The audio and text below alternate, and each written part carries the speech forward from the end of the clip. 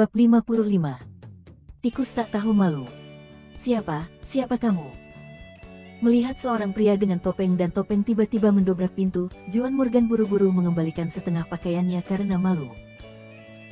Dua preman lainnya yang berdiri di belakang peralatan kamera tripod dengan cepat mendatangi Juan Morgan, menatap Kenzi dengan waspada. Kenzi melirik mereka dengan dingin. Bajingan. Kenzi tidak berbicara omong kosong, dia melompat dan menendang pemimpin itu. Ruang di ruangan itu sangat besar sehingga orang pertama terguling, dan satu pria serta Juan Morgan di belakang juga menderita. Ketiganya jatuh ke dalam tumpukan, dan bersama dengan kamera video digital pada tripod, mereka jatuh ke tanah dan hancur berkeping-keping. Kenzi menangani mereka dengan mudah.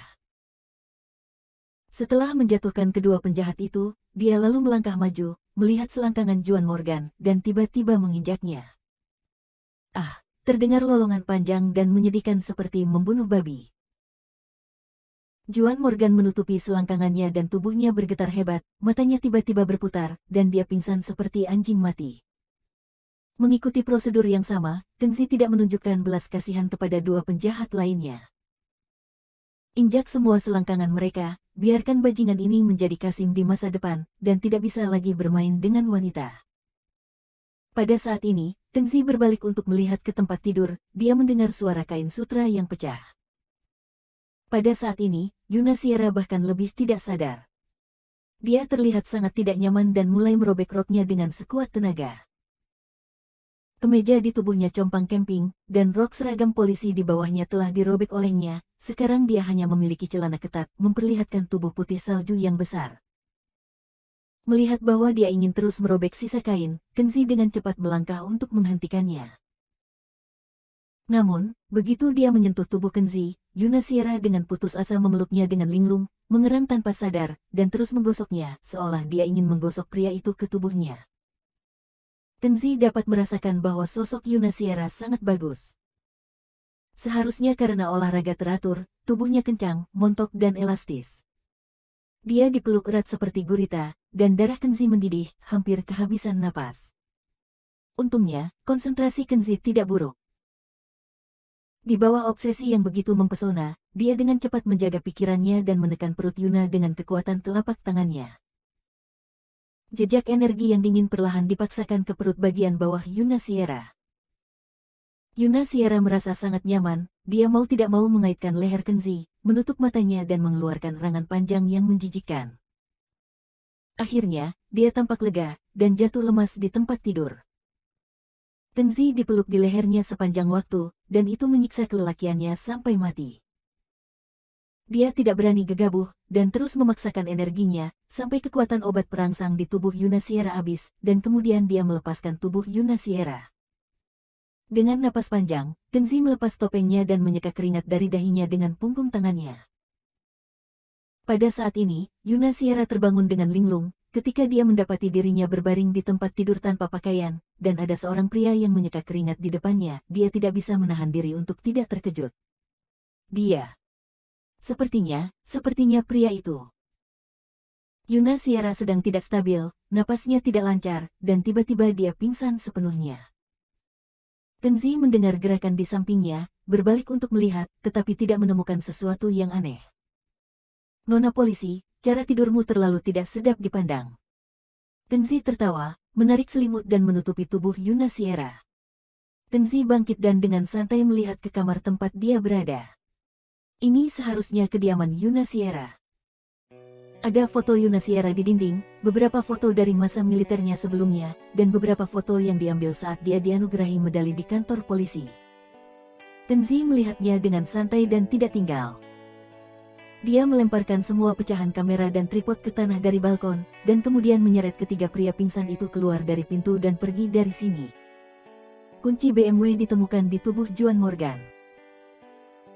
Kenzi membawa ketiga orang yang pingsan itu ke dalam BMW Juan Morgan, mengemudikan mobilnya jauh-jauh ke hutan belantara, dan kemudian meninggalkan mobilnya. Sekitar pukul 10 malam, Yuna Sierra terbangun dengan sakit kepala yang hebat. Perasaan pertamanya adalah dia sangat lelah dan lemah, tetapi dia segera mengingat adegan sebelumnya dan tidak bisa menahan diri untuk duduk tiba-tiba, matanya penuh ketakutan. Dia menyentuh tubuhnya dan menemukan bahwa dia masih telanjang, dengan hanya celana ketatnya yang masih terpasang, dan selimut ekstra.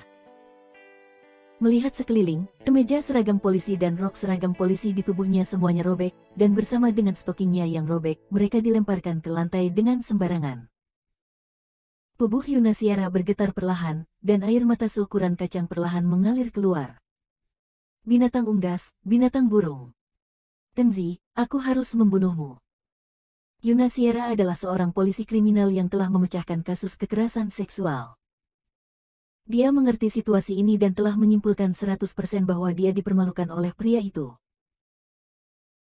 Yunasiara merasa patah hati dan sedih ketika dia berpikir bahwa tubuhnya yang putih bersih dan murni, yang telah dia jaga selama lebih dari 20 tahun, dinodai oleh pria pengecut dan kotor yang bahkan meninggalkan istrinya untuk melarikan diri. Bunuh dia, aku harus membunuhnya. Yunasiara menahan air matanya dan bersumpah diam-diam dengan gigi terkatup. Tapi segera, dia mulai merasa ada sesuatu yang salah.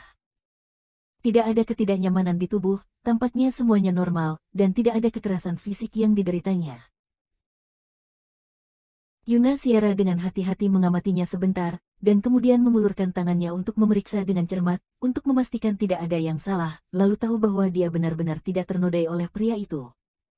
Bagaimana ini? Yuna sedikit bingung. Jelas baju, rok dan bahkan stokingnya sobek dan terlempar ke lantai, kenapa dia tidak dipermalukan oleh bajingan itu? Mungkinkah dia benar-benar pemalu dan tidak berguna, jenis pria impotensi? Yunasiara merasa itu sangat mungkin, karena banyak orang mesum yang tertangkap semuanya punya gaya yang payah. Dia merasa sangat sakit hati, bajingan itu pasti meneteskan air liur dan membelai tubuh putihnya, cabul tak tahu malu. Tapi untungnya keperawanannya masih ada, cowok ini sepertinya Kasim. Kemudian dia mulai berpikir tentang mengapa dia menjadi tidak sadar. Setelah pulang kerja, Juan Morgan, tuan muda tertua dari keluarga Morgan, mengejarnya sesuai dengan rutinitas hariannya. Setelah makan bersama, keduanya minum anggur, Juan Morgan mengeluarkan cincin berlian dan merayu seperti biasa, dia jelas menolak. Kemudian, ketika dia pulang ke rumah, dia sedikit mabuk dan tidak dapat mengingatnya. Yunasiara curiga bahwa Juan Morgan telah mempermainkan minuman itu, tetapi dia merasa itu tidak mungkin, karena Juan Morgan dan bahkan keluarga Morgan tidak memiliki keberanian untuk melakukan hal seperti itu kepada Nona Sierra, belum lagi dia adalah seorang polisi kriminal wanita. Selain itu, mengapa orang tak berguna Kenzi muncul di rumahnya? Yunasiara menggelengkan kepalanya, semakin dia memikirkannya, semakin sakit kepalanya, jadi dia berhenti memikirkannya. Bagaimanapun, sangat mudah untuk mengetahuinya, menangkapnya, menanyainya lagi, dan secara alami mencari tahu. Yunasiara menelepon rekannya di kantor polisi, tetapi dia langsung menutup telepon setelah telepon tersambung. Bagaimanapun, dia adalah seorang gadis tanpa suami, hal semacam ini tidak boleh dipublikasikan dan tidak boleh diketahui rekan kerja. Berpikir tidak bisa menangkap bajingan itu segera membuat Yunasiara marah.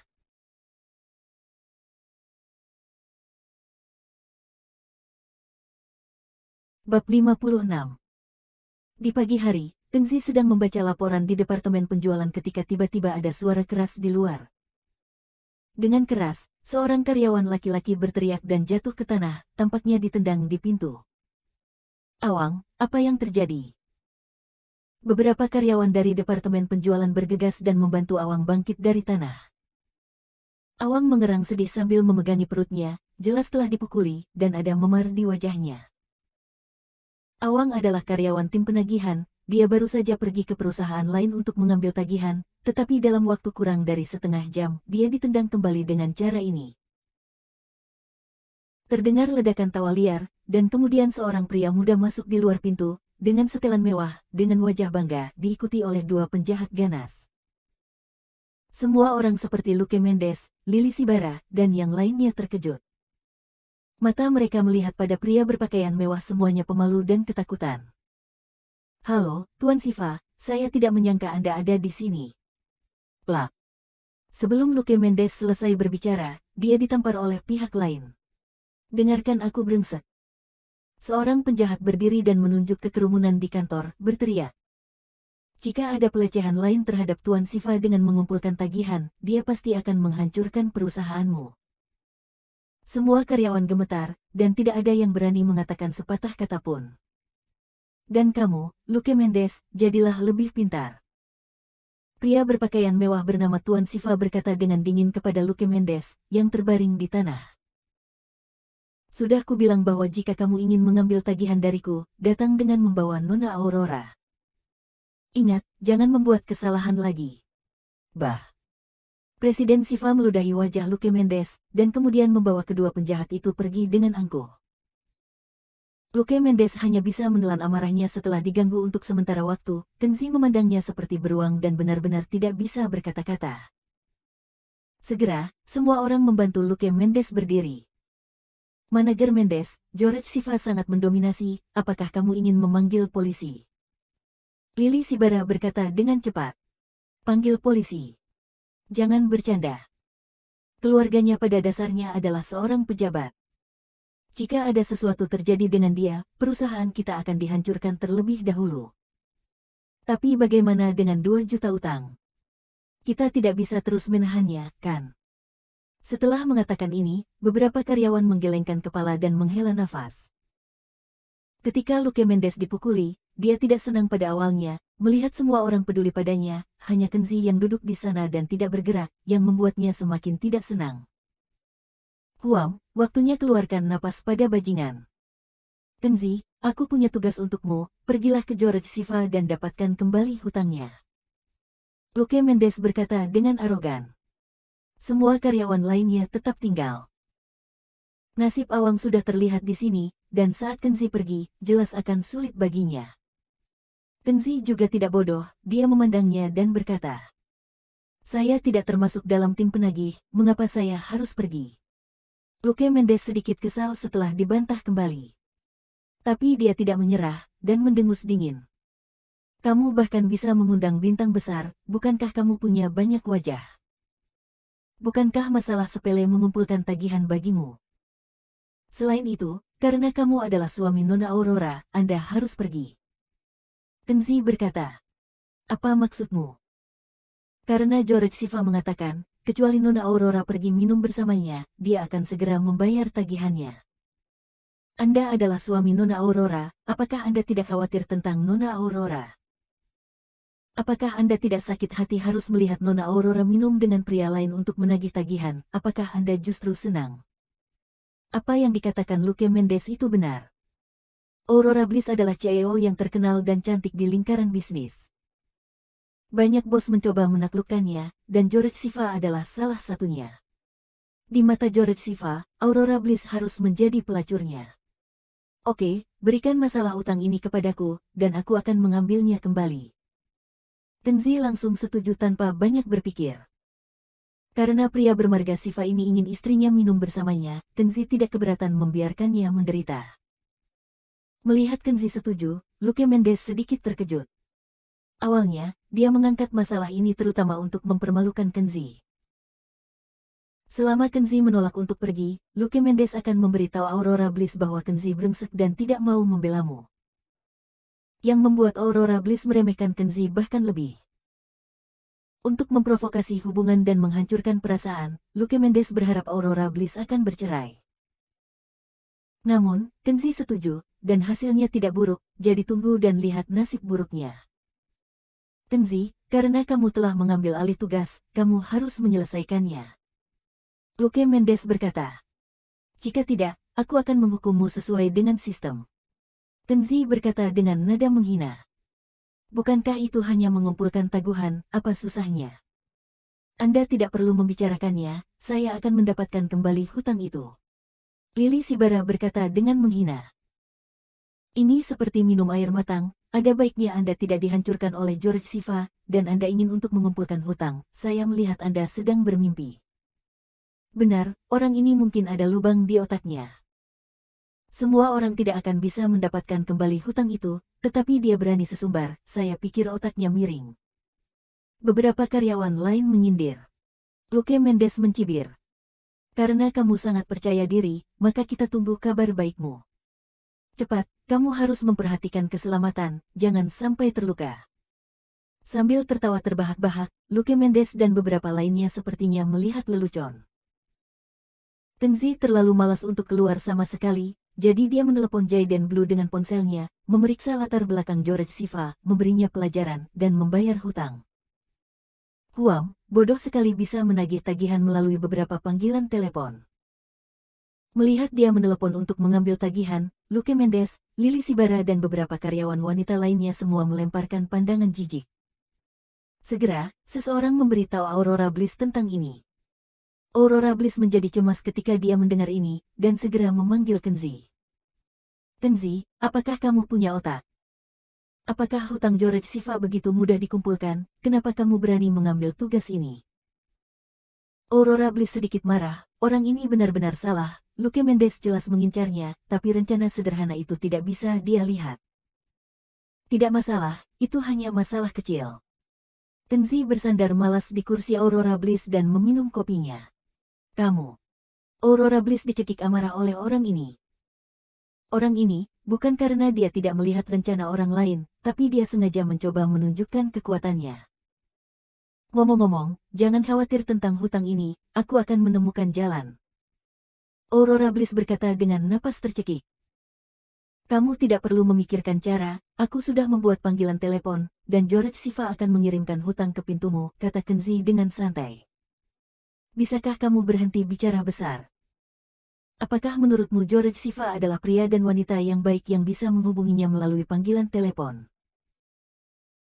George Siva terkenal karena bergerak di dunia hitam dan putih, dia sendiri hitam, dan seluruh keluarganya adalah pejabat. Menurutmu satu panggilan telepon bisa mendapatkannya?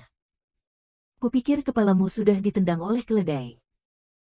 Aurora Bliss menjadi semakin kecewa, dia sekarang menyesalinya, mengetahui bahwa Kenzi sangat memaksakan diri, dia seharusnya tidak membawanya ke tempat kerja. Tunggu.